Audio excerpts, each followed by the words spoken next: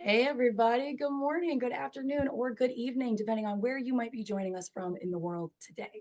My name is Meg Alexander, and I am, as always, honored and excited to get to host another Power to Fly virtual chat and learn event. Now, if this is your first event with Power to Fly, let me just say hi and welcome. We're so happy to meet you today. If this is your 500th event, don't worry, y'all. The love is no less real for my frequent flyers. I love seeing all of our familiar names and faces and avatars in the chat. So thank you all so much for joining us today. Now, one thing to know about Power to Fly events is that participation is key. You all took time out of your day to be here with us live. We want to make sure that we reward you for that. So if you'd like to participate, engage with myself or our speakers today, please feel free to.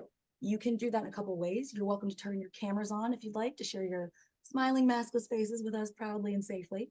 But truly, there is no need to be Instagram perfect, y'all. I mean, just because I got fancy and pulled out the dry shampoo today does not mean that you need to leave your messy buns or your bathrobes in the closet. Truly, you can be in a three-piece suit, a ball gown, or full newscaster like myself with sweatpants on the bottom, and we are good to go. All right. We just want to meet you where you are. Now, if you don't want to participate with your camera, that's fine. You don't have to. You are always encouraged to participate in the chat if you'd like. You're welcome to send in any comments or questions in there if you have them. You're also encouraged to network with your fellow attendees as well as our speakers. Just make sure that as we do so, we are leading, as always, from a place of kindness and respect. If you got any questions on that, please feel free to reach out to me. The other thing I want to highlight for all of you today is that we are recording today's session. Now, what that means for you is you don't have to take notes. You get to kick back, relax, enjoy the conversations that I'm about to have with Veronica, and really enjoy the conversation. Take it all in. You don't have to worry if you miss a reference that someone makes or a resource that gets listed, because you can always go back and review the recording. Now, everybody that registered for today's event, whether you're able to make it or not, no worries. Hi from the past to all of our future watchers. You are all going to get an email from Power to Fly in about 4 to 5 business days. It's going to have a link to where you can rewatch this recording when we post it on powertofly.com. Now, let's say that our guest today says something just mind-blowing, paradigm shifting. You cannot wait to share it with a friend or a coworker or a relative. You don't have to wait 4 to 5 days to do that. You can always head over to our YouTube channel. I'll share links for all of this as we go through the thread. But you can head to our YouTube channel. The live stream will be posted, or sorry, the recording will be posted about 15 to 20 minutes after the live stream, which we are currently. Hi, YouTube. And there is a huge archive on our YouTube channel of our recorded chats. So if you do want to check it out on the YouTube site, that's awesome. I really encourage it. But don't forget about the website, y'all. Truly, the website is where we have our entire, I call it the Ark of the Covenant resources. We're talking so many free resources for you in your career, stuff that can help you with all kinds of aspects of, being a working person on this planet. So I really hope that y'all will take advantage of that, take a look at the website. But the YouTube channel is great as well. There's a great selection there. Now, the other thing I want to highlight is that participation. So if you have questions, please feel free to ask them in the chat. Audience members won't be able to come off mute during today's section or segment, sorry, but I will be in the chat the entire time. So if you've got questions, please let us know. If you have, let's say you submitted a question and you're not sure if we're going to get to it or not, ask it in the chat. I'll give you some more information on this before we dive into questions. But just know that this event is all about you. We want to make sure that you get value out of today. So if you got questions, ask them. If you've got questions you want to be kept anonymous, DM them to me. Happy to help you out. Now, before I introduce you to today's speaker, I'm really excited to highlight that they are here today on behalf of Visa. Now, this is what you're looking at now is Visa's company page on powertofly.com. Now, there's some really great things you can find out from this website, but the biggest couple things that I want to highlight are this. So the overview tab, that's that big one right here, that's going to give you a really great, like kind of high level view of Visa, who they are. You'll see some videos on there to give you some quick insights. And then there'll be all kinds of other information about the company on the website as well. Now, stuff like about and company insights is important as well. But the second big thing people love on these pages is our jobs tab. So that's this right here. Now, that jobs tab is going to be where you can go to take a look at any and all available posted opportunities with Visa. But the other thing I like to highlight, the third thing that most people forget, is this big pink button that says follow. So biggest thing to know is that if you are job seeking on powertofly.com, we want to help you out. And that follow button is the easiest way to streamline your job search. So clicking that follow button or tapping it, since I'm apparently too old and clicking is not a thing most people do anymore, Tapping that follow button means that we are going to tell Visa that you are interested in working with them even before you fill out an application. So it's a really great option if you're actively interested in Visa and actively applying, but don't really see anything that's perfect for you to apply for right now. The other thing it does is it allows Power to Fly to take the weight off of you in your job search, because we will tell you when Visa posts new roles. So that way you don't have to keep coming back and searching and refreshing and researching and eventually memorizing a jobs board. Okay. So let us kind of take some of that weight off of you. Even if you're not actively job seeking right now, I do still recommend that you click that follow button. Couple reasons, but the biggest one is when you decide that you do want to know what's out there, you are interested in seeing what other opportunities might be available for you. Coming back to Power to Fly means that you already have a short list of companies that you know really walk the walk and talk the talk when it comes to things like DEIB. So if you got questions about that, about how any of this I've said can help you, in your own job search, or how we can utilize or best help you and support you, please feel free to let us know in the chat. Now, last but not least, before I introduce our speaker, apologies. I just realized I didn't do my usual call outs. So first off, visual call out in case anybody would like it. My name is Meg Alexander. I am a 37-year-old white woman. I have pink and purple hair, blue glasses, and I'm wearing a gray and pink sweater. In case y'all are also interested in calling out where you are all from, I'm coming to you from Toledo, Ohio. This is land that belongs to the Fox, Kickapoo, and Potawatomi tribes in my area. So if you would like to let us know, please let us know where you're calling in from or dialing in from. I'm always really eager to see how far our global audience spreads. And if you know whose land you're on, you're welcome to share that with us too. Now, very excited to introduce you to the main event today. One of our fabulous speakers is going to join you on stage. Her name is Veronica Fernandez, and I'm very, very excited to bring her to the stage today. Veronica, before you start us off and let us know about some of the great stuff that you do with Visa, would you like to introduce yourself to the group? Yes, amazing. Thank you, Meg. That was an awesome intro. I love the visual introduction. I actually wore my orange on purpose so that everyone could see me. But and I love the fact that I can see some of you, including a few of my lovely customers. Call out Maria. But anyways, it's great to be here today. I was saying to Meg, this is probably one of the most favorite things that I do, is just having some of these conversations. I think in terms of Visa, maybe I'll do a little bit of introduction in terms of Visa as the company. We actually consider ourselves a payment and technology company, believe it or not. I think a lot of times people think of Visa and they think, oh, you're a credit card company. But in its simplest form, really what we do is we move transactions, and we have the network and the technology to move all of the transactions, whether you tap your card. Not a lot of people are swiping their cards anymore, or dip their card, or use a wallet as an example. So I always am, it's a little bit mind blowing to think about the stats that we post. So I think it's something like, 260 billion transactions flow very safely across our global network. That's always a little bit of a for me. We're in 200 countries and territories. There's over 4.3 billion Visa credentials out there, and over 130 million merchants that you can use your credential at. So I've been with Visa since 2007. So I guess it's almost going to be 17 years. That's next month, which is insane because I listen to someone like Meg say she's too old, and I'm like, oh dear God, you're not too old, Meg. You're young. You're young. But in any case, I've been with Visa for many, many years. I still have a huge passion for this company and love. It really is a family. I think anyone who's ever worked at Visa will tell you that, like, the one word to describe it is it feels like a family. What can I say? So it's a great company. We can talk a little bit about it a little bit later on in the discussion. I'm originally from Buenos Aires, Argentina. So was very happy in terms of the World Cup and go Messi.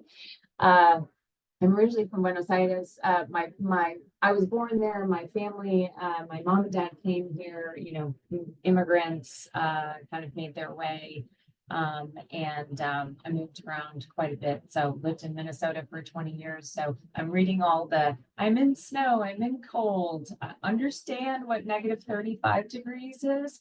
But as you can see from my background, I've been in California for the last 10 years and I'm probably not gonna leave. So yes, I'm in the Bay Area. And what do I do? What do I do at Visa? For the last 3 years, I'm the CVP for Visa Commercial Solutions. What does that mean, Veronica? We love our acronyms at Visa, VCS. But what that really means is I manage our small business debit and credit, our middle market, large corporate business, our government business, and we have a fintech team as well that services and sells to a lot of the B2B fintech space.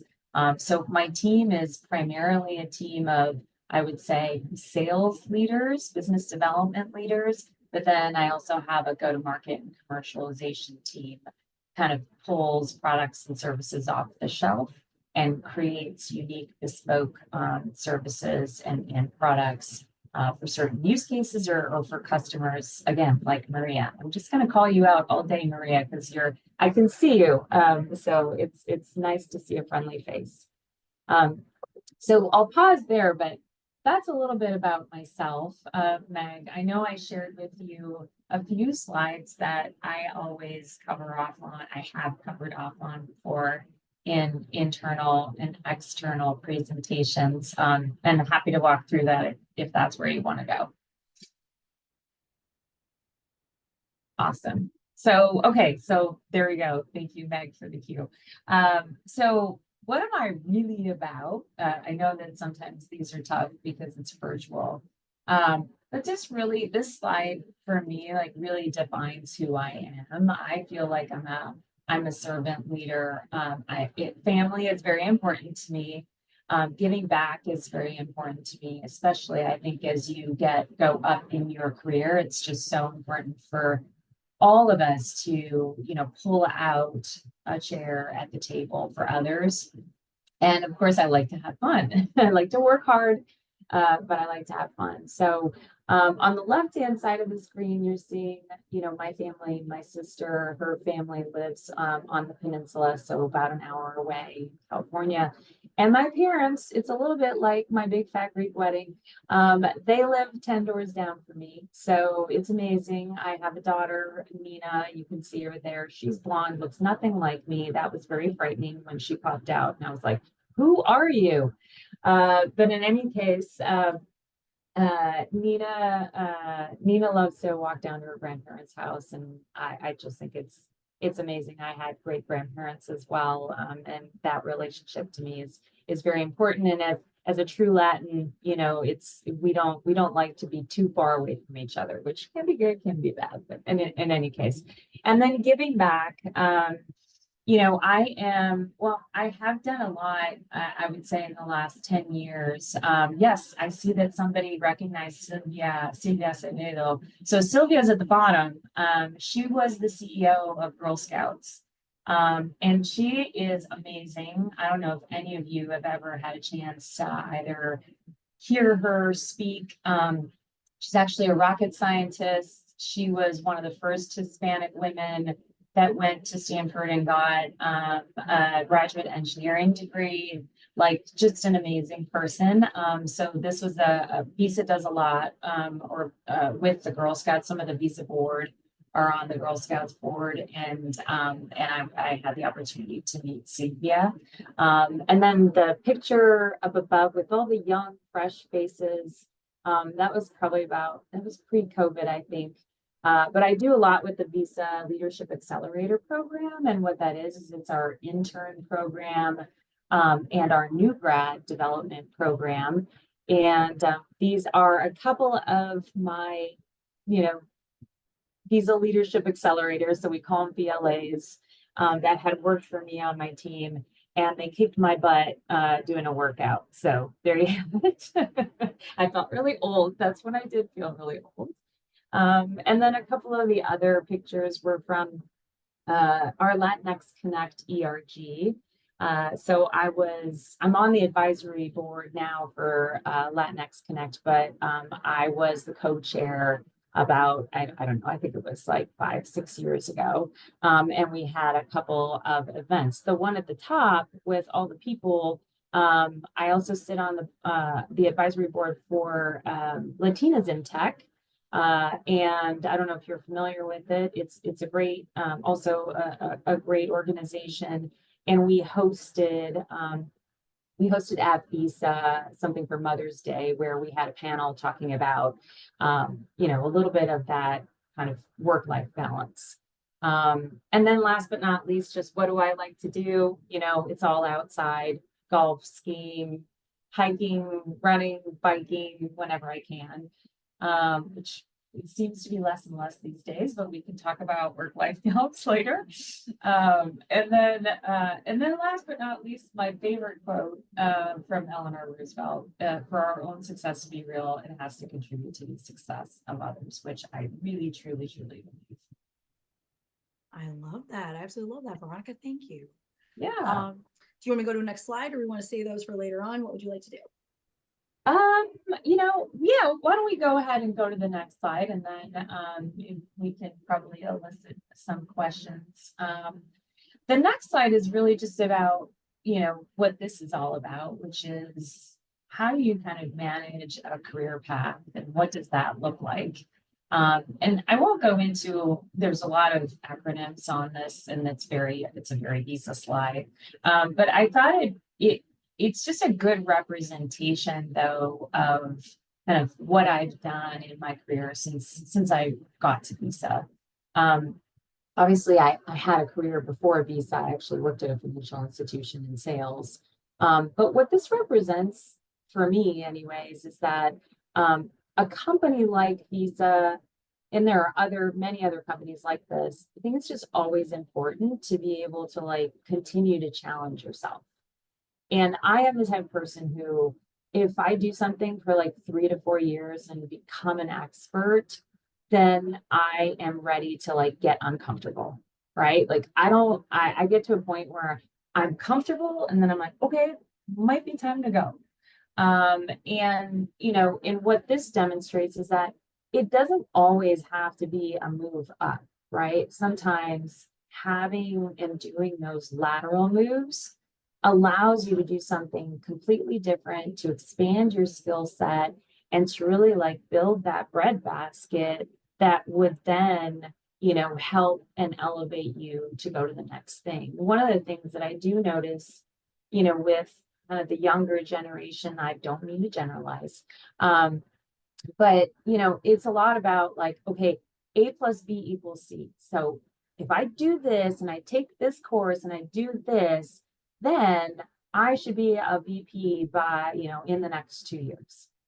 Well, it doesn't exactly work that way. You mean that math doesn't math? That's right. The math does not math.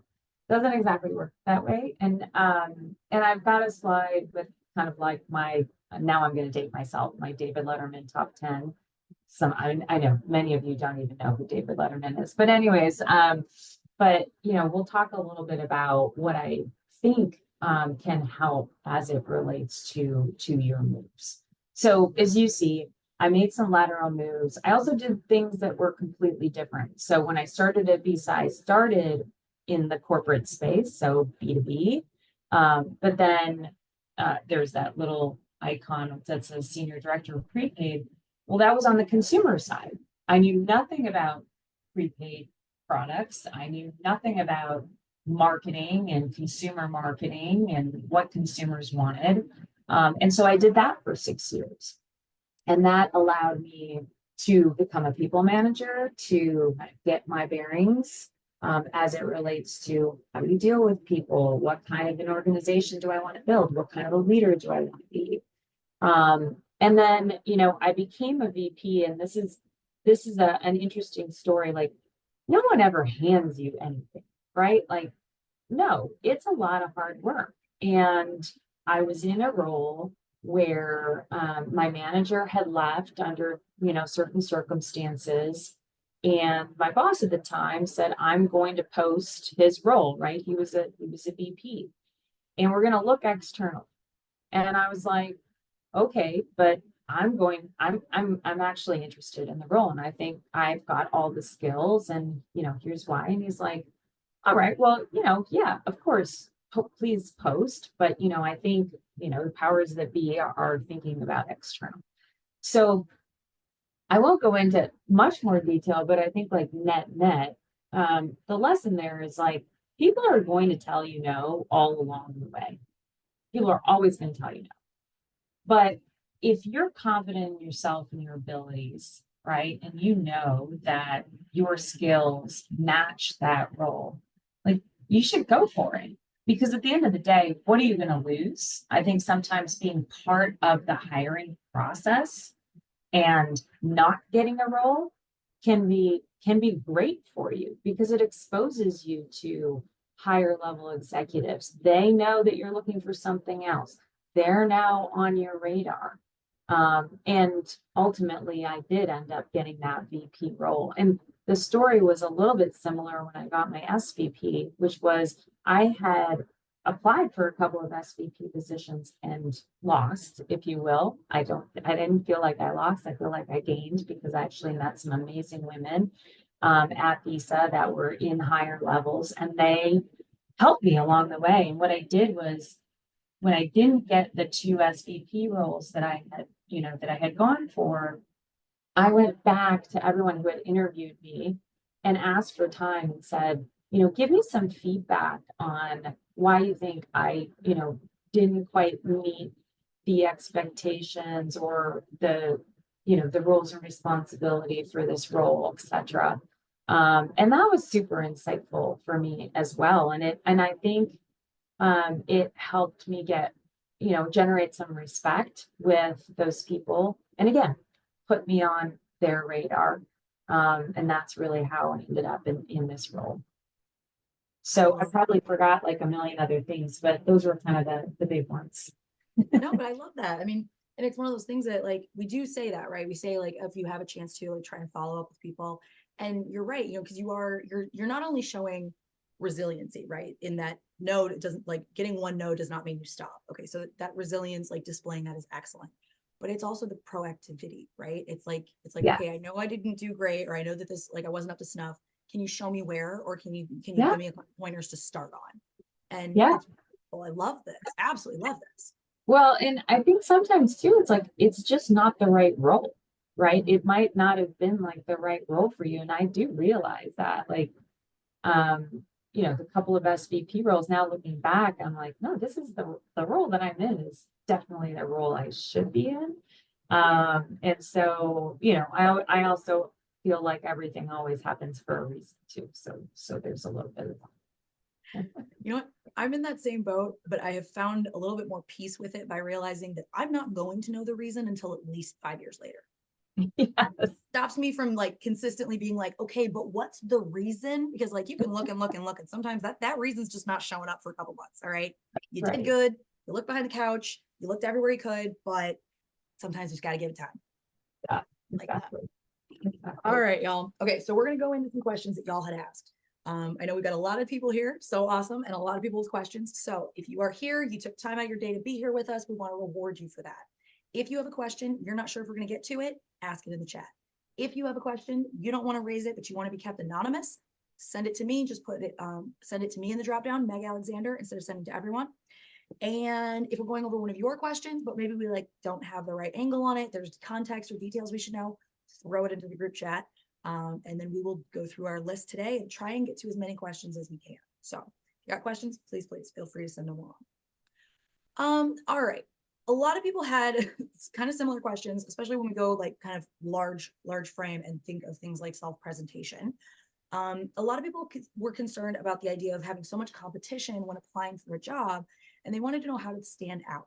Now, obviously, there's a million different responses you could give to this, depending on what the job is or whatever. But what do you think is one of the easier ways people can try and stand out, especially in a very crowded job market? Yeah, this is a great question. Yeah, I mean, and you're right. Like, there could be a million different ways to answer this, whether it's like, how can I stand out on a resume, or how can I stand out in like an internal position? Um, so I would maybe take it a couple of different ways. I mean, I always think that like, so let me maybe start with the resume. I always think that like your resume should kind of match the job description, right? So I know that's probably a bit of a PIA. I won't swear on this webcast, but like it could be a pain, right? But if it's really a job that you are super interested in, just thinking through and reading, what is really important to this person. Like, you can tell that from a job description. I mean, I recently just had to write a job description for a role on my team, and it should jump off the page. And so what you could do is take your standard resume and then tweak it a little bit to make sure that it ties to that job description. The other thing I would say, and this is kind of a funny story, um, it's good to like add something personal, right? Add something about your personal life. So, my husband, who also works at PISA, full disclosure, yes, we met at PISA, but my husband was actually very involved in the Visa Leadership Accelerator program. So this new grad program at PISA early on when it wasn't even called Visa Leadership Accelerator. And they had to like comb through 200 resumes.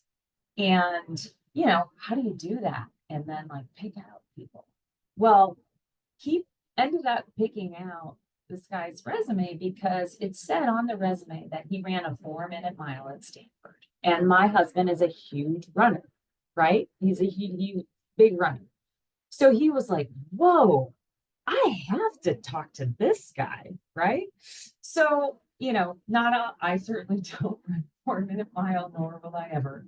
But I mean, I Wait, do big think, question. Could he run the 4-minute mile, or did he show up and the guy was like in a no, he wheelchair and did. could like just roll like crazy? Because at that point, that's Legit, still a 4-minute mile. Like, heck yeah. he ran the 4-minute mile. He's a twin.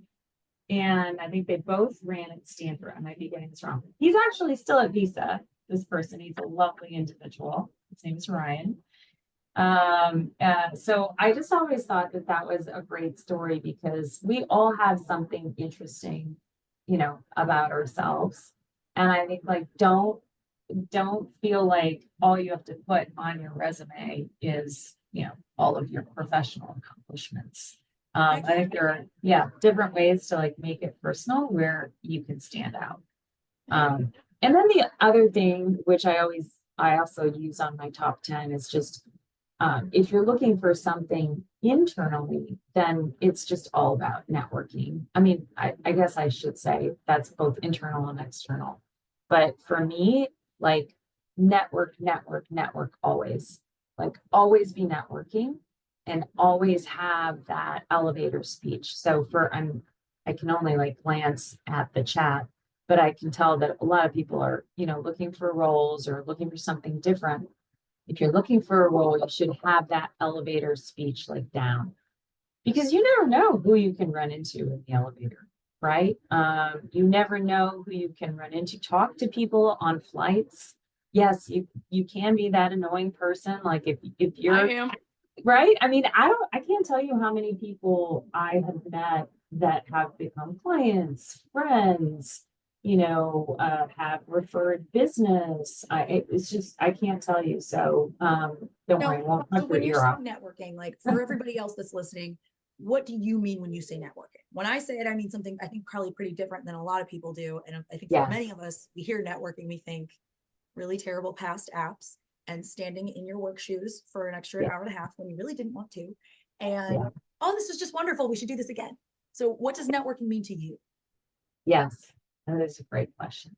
So I think it means a couple of different things. I think it is a little bit of what you're saying, and I'm kind of an introvert at heart. I know people don't really believe that about me, but I would much rather just like sit at home and not talk to a bunch of people, versus go to like a cocktail reception, and have a lot of like surface conversations. But I do think going to those receptions and having surface conversations is important, right? Like it's so that's like networking in the true sense of the word. I think there's also networking in the sense of like even at your company, right? With your friends. I mean, it's being curious. It's really underlying about being curious about others and what they do and how they do it. And then, building that personal relationship. Like for me, really, I am a relationship person. I love to really get to know people and build that personal one-on-one relationship. And then it's like trying to figure out, are there ways in which I can meet others that are like me or that aren't like me, right? And expand my network that way. So whether it's, doing stuff for women-led programs. I'm on the board of an organization called Next Up. And it's a great organization. It's nationwide. It's all about like bringing women up. Or it could be career type networking. So it can come in many different flavors. I don't know if I answered your question, Meg, but No, absolutely. No, I Yeah. like that. I like to ask this because like I feel like people hear the term networking and they immediately start thinking awkward and I don't know what to talk about. And you know what I mean? Like it kind of doesn't Totally. really, it's like when people hear like first date, generally Yeah. no one's like, yeah, let's do that. So and it's the thing, Yes. like I get why, I totally get it. But like when we talk more about networking, the more you talk about it, the more you realize it's just being friendly with people. It It's just is. making connections. It's just saying, oh, hey, you do this thing, I do this thing. What's your thing like? My thing's like this. Like that's literally all it is. And so if you 100%. are like creating those friendships or those, it doesn't even have to be friendships, right? It can be an acquaintance. It can Yeah. be somebody that you know through work. You are making connections with people and saying, hey, I see you. I think what you're doing is cool, or I'm interested in this, or I have questions about blah, blah, blah. And it doesn't Yeah. have to be a like, okay, well, you have to network with people that are like 3 clicks above you in the hierarchy. No, No. doesn't matter. Just go talk to people, talk to the people in your department, talk to people in other departments. Like Yes. follow your curiosity about parts of the business. And that is the easiest way to start growing your network to the point that you're not uncomfortable about it anymore. Follow Yeah. what you're curious about, even if it's not what you're like, I don't know, I'm curious about lion taming, even though the opening I'm looking for is for the clown college. That's okay. Learn some more about the lion taming stuff. You'll get your feet wet. You'll be a little bit less unsure and uncomfortable talking to weird random people you have never met before. And then when you are talking about the things that really are interesting you, you're Yes. feeling less like the stakes are lower. It's not, it doesn't have to Yeah. be scary, truly. Well, and I also think that like, especially, and I don't want to just speak to the females, but I think especially if you're a woman, you want to continue to move up, but like, as you get older, like you have a lot of stuff that's pulling you in different directions, right? I would much rather go home to my family than go to like a networking event. Like, let me just be clear. However, what I will say is I always push myself to do that. It's a little bit like exercise. Like, I really don't want to go for a run right now. Oh, this is how I feel about exercise. I really don't want to go do that. But you know what? When I do, like, I feel so much better about myself afterwards. And that's how I feel about sometimes like networking events after a long day of work. Then I gotta like go schlep somewhere. And I'm like, I really don't want to do that. But then I'll get home and I'll be like, yes, this is why I went because I met this very cool person, or I went and did this, and that was so worth it. I have never gone to a networking event and said, maybe I just go to really good networking events, but I've never gone to one and said, oh, I shouldn't have gone to that. Yeah. No, I think I completely agree. I mean, I've been to a lot that I'm like, this could have been an email, but like you still learn something every time. You still meet new people. Yeah. Or if nothing else, even if there's no new people to meet, start new conversations. Hey, I've never asked you about blah blah blah. What do you do with that? Super simple. All right. So we've talked a little bit about kind of your personal experience with networking. There's also a lot of people that are talking about, and kind of have on the same subject, this idea of having to transfer fields. A lot of it is due to the changing economy. Um, how do you think people can leverage their diverse backgrounds better to help further their careers if they're having to look within a new industry or within a new field? Yeah. That's a great question. I mean, I think for me, and you can probably equate it a little bit to like even being at the same company and wanting to do something completely different.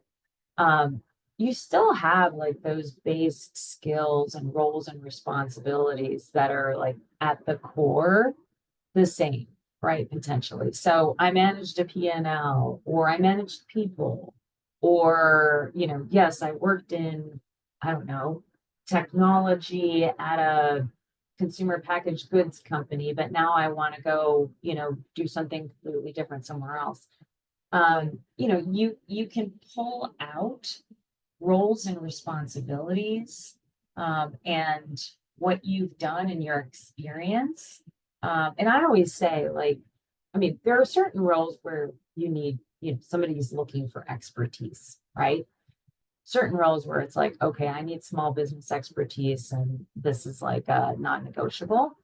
Um, but there are other roles where, if you are a smart person, it's a little bit like me going from corporate, the commercial side to prepaid. And I called the person at the time who was hiring, who I knew, who was a friend of mine. And I said, me, like, I know nothing about prepaid. I know nothing about consumer marketing. I know nothing about, this kind of population that uses prepaid, but that I'm going to bust my hump and work 24/7 and that you're going to get like high quality work. And sometimes like people are just going to take a chance on you because of that. So I do think it's a little bit of all of that. I would Um, agree. I mean, it I also goes know, back to the fact of like, don't undercut yourself. Don't devalue the things that you know how to do just because you think they might not be valuable in the next place you're going. Because you don't know. yeah, It's new. It's a new space for you. And if you yes, are, if you don't match up necessarily with like the other people that you think are more naturally pursuing that pathway, that's a good thing. yeah, Everybody else in line is spotted and you got stripes. Rock those stripes, baby, because nobody else has them. So that's what you're bringing to the table. yeah, 100%. And a lot of that, and I know that, many of us deal with that self-doubt, right? Like, I would say, probably the vast majority of the people on this phone call have walked into a room or taken a job and said, holy S, like, I'm not sure, like, I can't do this. Whoa, why did What they am I give me doing this here? role? Or Right? yes, Yes. And it happens to me. It still happens to me. And I guarantee you it happens to people in the C-suite. I guarantee it happens. But I I talk to do them right think, before they talk to me. I can tell you for a fact it happens, y'all. I can tell you right now. yeah, but I think like, I don't know, I think you take a lot of correlation from sports. Like I love sports and I love watching sports. I love listening to coaches talk. Like I just think there's a lot of correlation to, you know, you have the grit, you lose, but you're gonna always like pick yourself back up and go do it again, right? So I know I'm kind of rambling a little bit, but um, yeah, I just think that it's just so important, and it's important to build that confidence in yourself. And I don't always have it, to be honest, but I'm getting better at it. So, I feel this hard as someone who has a job that most people go, wait, but what do you do? And I do the same thing. Like, truly, I get it. It is very easy to be like, but how do I know what I'm doing? The short, like the short word or the short answer to it is that none of us know what we're doing. And anyone who tells you they know what they're doing is full of it because none of us have ever done this before. yes, You've never yes, lived January 19th, 2024 before in your entire life. None of us have, and that's okay. That's yeah, fine. It's coming to rely on that sense of trust in yourself and realizing that like it's not like you have to prove it to everybody else. No one else knows what they're doing either. You just need to make sure that you are okay with what you're doing going forward. totally. And I don't know if anyone is an Adam Grant fan on this phone call or virtual call, Yeah. but I love Adam Grant. I have been reading his books. Actually, one of the leaders at Visa sent me Think Again, which I hadn't read for the holidays, which I thought was so nice.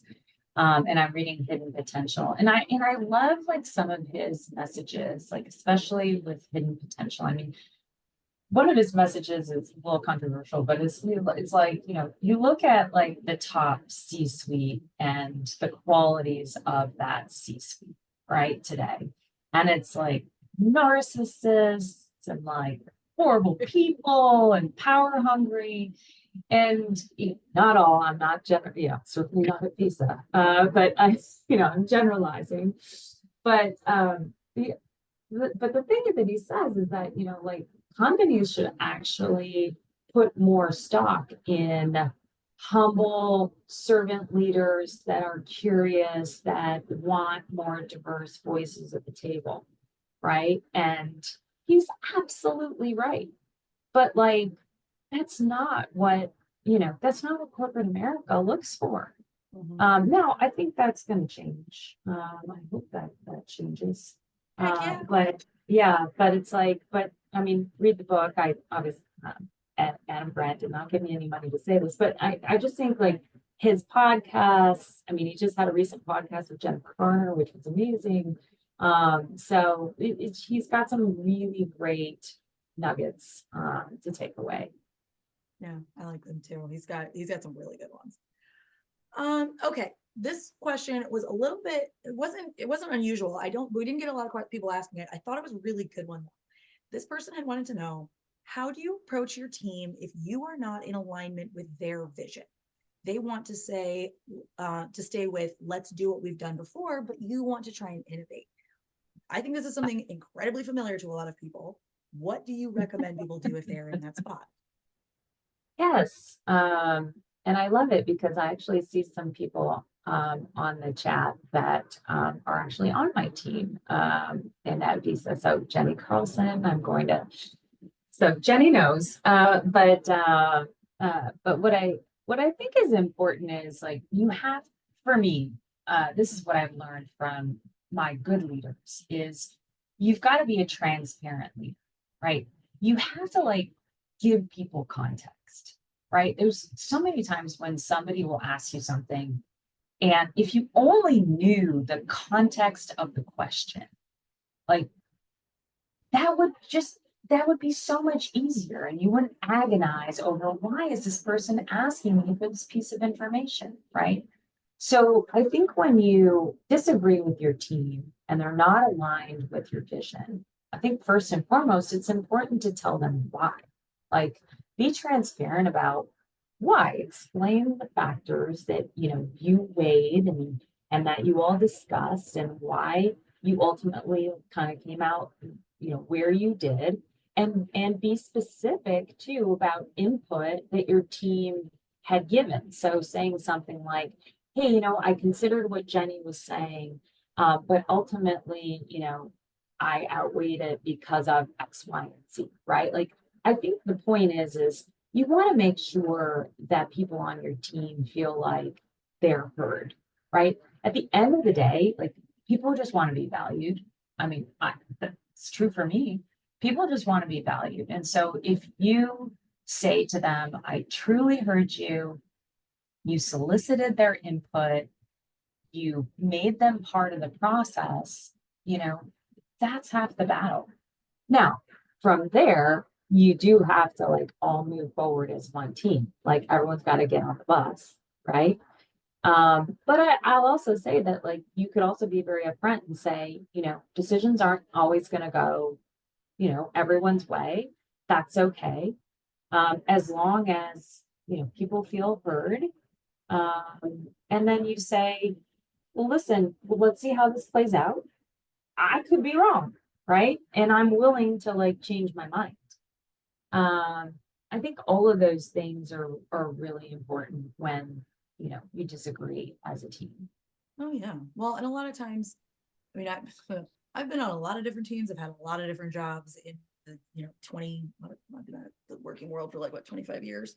And it's almost always, in my experience, that's not how we do it is coming from a place of we've done it different ways before, and anytime it goes wrong, it's our fault.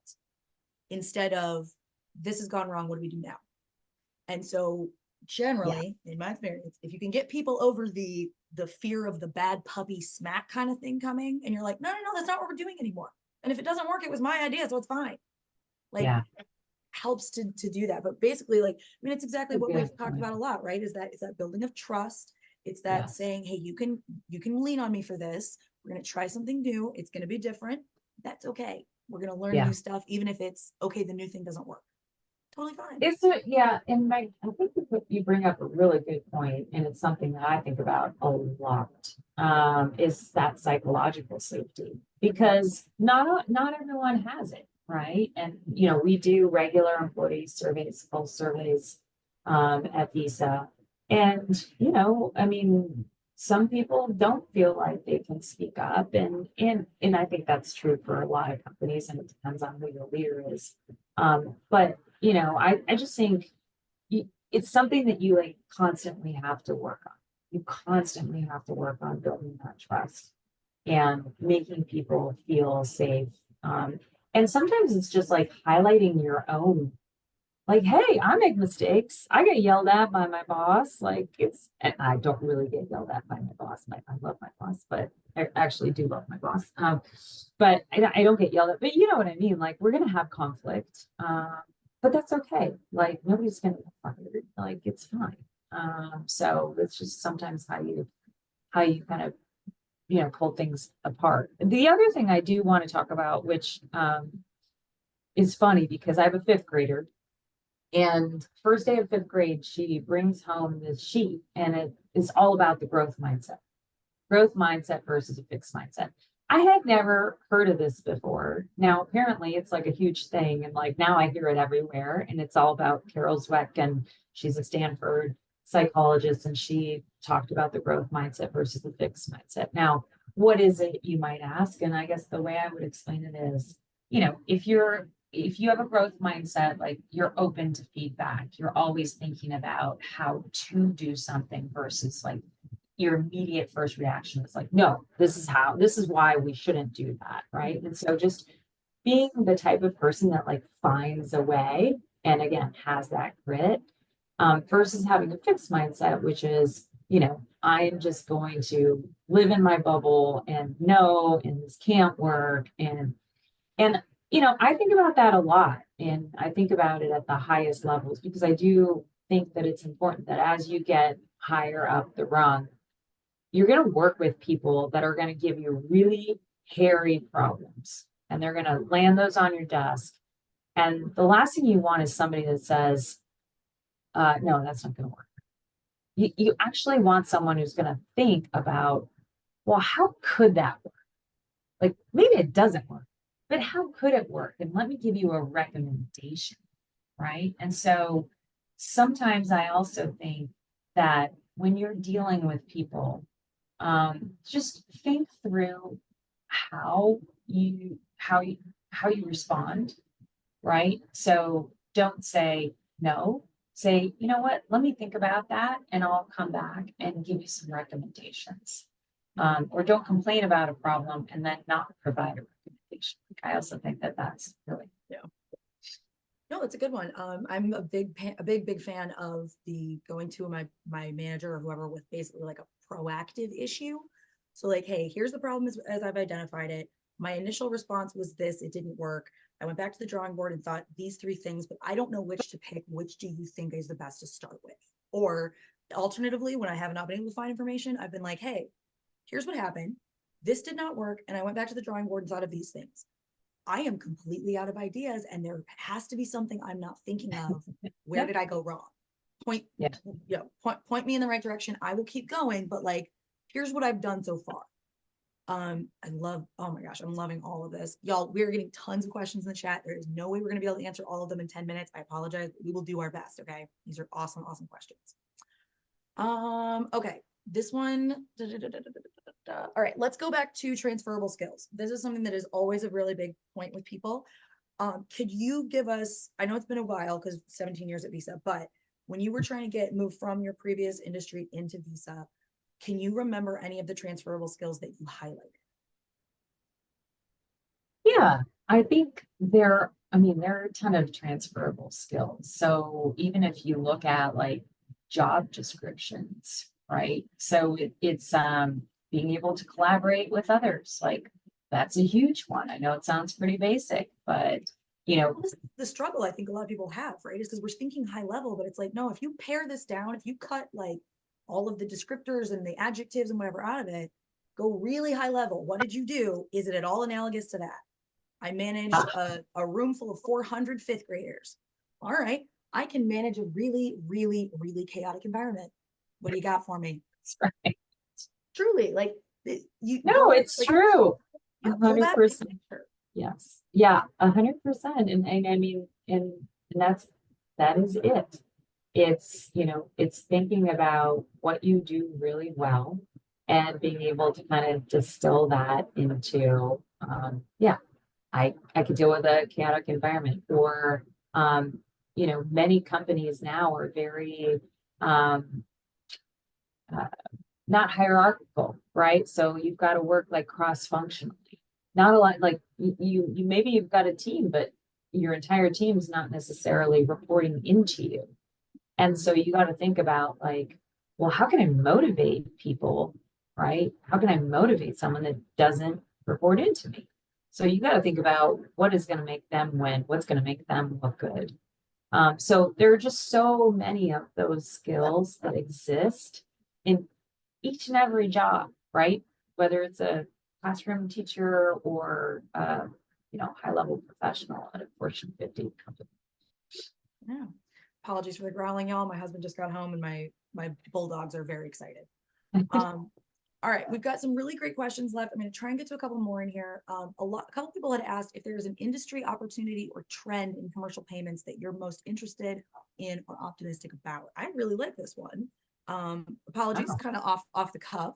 But yeah, is there anything coming up trend wise or that you are anticipating that could be really interesting or exciting? Very off the cuff. Yeah. Well, the thing I'm most excited about, honestly, is, and I know I'm going to say it, it's a buzzword, but it's Gen AI. And I'll tell you why I'm most excited about Gen AI. It's like even silly basics. It's just going to make our lives so much easier in the sense that, like, I think about my work-life balance, which is not great. And I think about the amount of emails, even just during this hour, right? Like my phone's buzzing, my Teams are going off, my clients are WhatsApping me, texting me, right? People are reaching out. And it's like, oh my gosh, I sometimes I can't handle it all. But like, we just rolled out Microsoft Copilot at Visa, which is Microsoft's version of Gen AI. And I mean, it's kind of mind blowing, like what AI is going to be able to help even us do in the workforce, right? So it's things like, I don't know how many PowerPoint presentations I get in my inbox, and it'll summarize a PowerPoint. So I don't have to like read through the entire thing, right? And so that is just like the tip of the iceberg. Then I think about how we could use it with clients. And I think about how we could use it like in the industry. Like it just goes on and on. So Yeah. that's probably what I'm most excited about. And I know everybody's talking about it. So Oh yeah, sorry of if course. I'm No, not that's a unique. good one. We had a guest yesterday that said, as I'm talking to people about AI, I try to get them to think about AI as a how, not as a what. So it's not a like it's more of like a how are we going to Love get such and such done with the aid of AI. So it. yeah, Yeah. love this. Okay, we have 5 minutes left in today's event. I know it always goes way faster than you think it's going to. And I want to make sure we save a little bit of time to talk a little bit more about Visa. But the last thing that I wanted to ask you about, this one was really big. A lot of people have asked this in the questions as well. How do you deal with gaps in your resume, especially around this time of the pandemic? Is there a specific way that Visa tends to look at resumes with gaps in them? What does this look like in terms of Visa? Yeah. Well, I'm not on the talent acquisition, team, but I certainly see a lot of resumes. I would just say that, gaps are natural in a resume. And I think, you always have the opportunity to explain them if you want to, in a cover letter, or, in that interview. But I think sometimes gaps can be also a really good thing, right? Like maybe I took a mental health break or maybe I took a sabbatical. So I think what's great about what happened after the pandemic is that people are much more understanding of, some of their very real mental health issues that are going. And again, the gap doesn't have to be mental health. It could be you want to go be a mom and have a baby or whatever. But I think like people are just more understanding, because we all brought our families in our personal lives into our professional lives during COVID, right? Like my daughter would walk through the door when I was on a call. And one of the things that I also say is, in life, your career is a little bit like a dance, right? So sometimes you take a step forward, here's the cha-cha. Sometimes you take a step forward, sometimes you take a step back. And that certainly has happened in my career where, you might decide that, gosh, I don't really want to work that hard right now because I want to focus on getting pregnant and having a family. And so I'm going to maybe take a different type of role that is not going to take so much out of, and then, you maybe have your children or you take care of your aging parents, and then things get into a better place and you say, okay, now I'm ready. Like now I'm ready to take on like a full-fledged job and to take that step forward, right?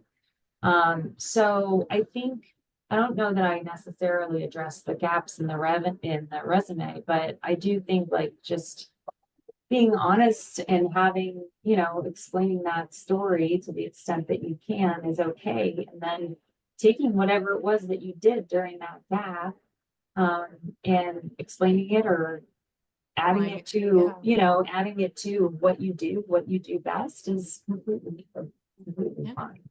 No, I completely agree. And y'all, it bears repeating. I feel like we say this a lot, but like interviews are a two-way street. Okay. Mm, You are interviewing the company just as much as they are interviewing you. yes, So the questions that you ask are incredibly important, but yes, listening to the answer is important. Are you yes, asking things and they're like, we've never thought about that. Like, that's interesting. Or are yeah. you asking about things and they are very clearly really wishing you hadn't asked about this?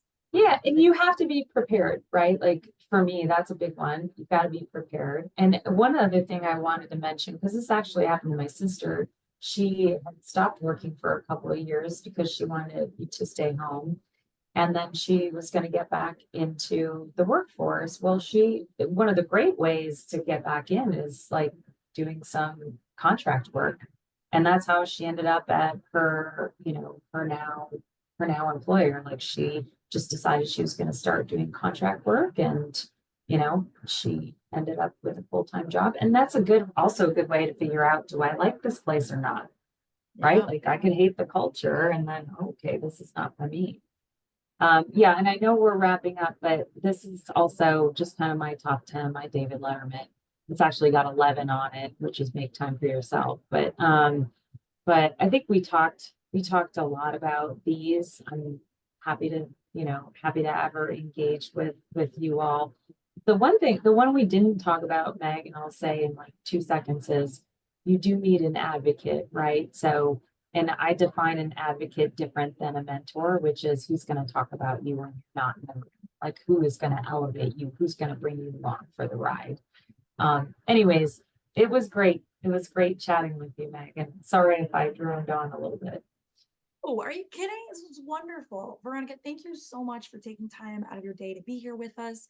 I'm very, very happy to have gotten to meet you, and I really hope that you're not coming back to a ton of WhatsApp messages after this. But thank you. It's been wonderful to get to know you and learn more about your career, and we really, really appreciate the time you spent with us today. Yes, thanks to everyone for joining and listening. I appreciate it. Good to see everybody. All right, y'all. That's going to bring us to the end of time today. If this was your first Power to Fly event, I sincerely hope it will not be your last. If this was your 500th, we cannot wait to see you come back on another Power to Fly event soon. Now, don't forget, we've got a lot of great stuff happening next week. There's virtual job fairs coming up, all kinds of stuff. So check out the website. It's where you can get a bunch of information. Do not forget to check out Visa's company page on powertofly.com. They are currently hiring. There are open roles listed there. And don't forget to smash that follow button, either if you are actively seeking and don't see anything, or if you just want to know what might be there the next time you go back to look. I hope you all have had even half as much fun as I've had today, and cannot wait to see you back on another Power to Fly event soon. Bye, y'all.